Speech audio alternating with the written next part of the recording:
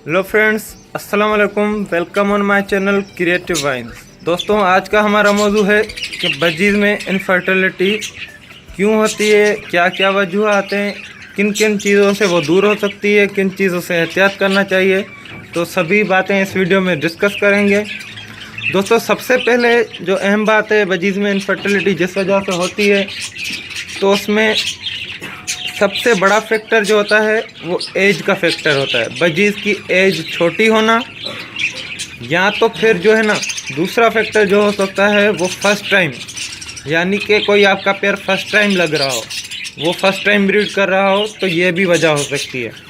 और दूसरी बात, बजीज़ का मेल या फीमेल का वज़न बढ़ जाना।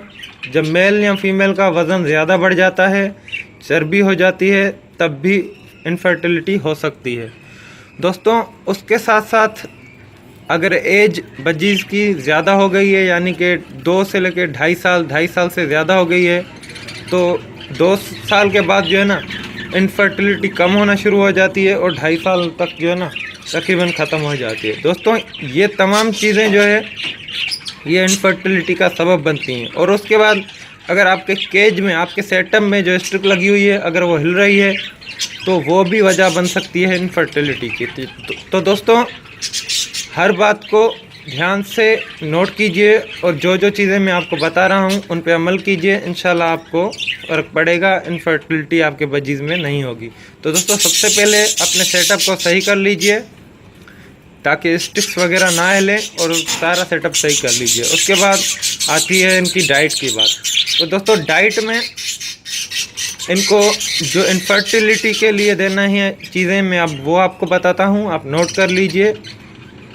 इनफर्टिलिटी के लिए आप दीजिए इनको बॉयल्ड पटेटो, जी हाँ, आलू उबला हुआ दीजिए इनको, और गाजर, लाल गाजर काट के दीजिए। साबित भी आप दे सकते हैं, लेकिन वो ज़ाया हो जाएगी। और उसके साथ साथ चुकंदर,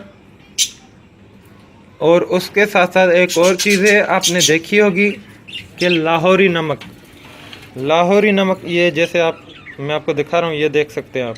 लाहौरी नमक आसानी से आपको पंसार के पास मिल जाता है, 40-50 रुपये का केजी होता है। तो ये लेके आ जाएं, ये अपने बर्ड्स को दें, इंशाल्लाह इनमें इनफर्टिलिटी ख़त्म हो जाएगी। इनके अंडों से, 5 के 5 अंडों से इंशाल्लाह 5 के 5 बच्चे निकलेंगे। दोस्तों, ये चीज़ें करके देखें आप।